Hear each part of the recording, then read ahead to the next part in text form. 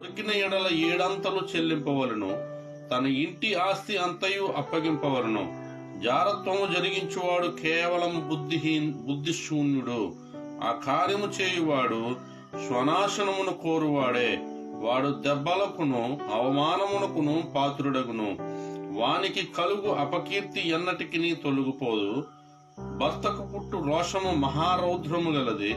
ప్రతీకారము చేయి కాలముందు అట్టివాడు కనికరపడడు.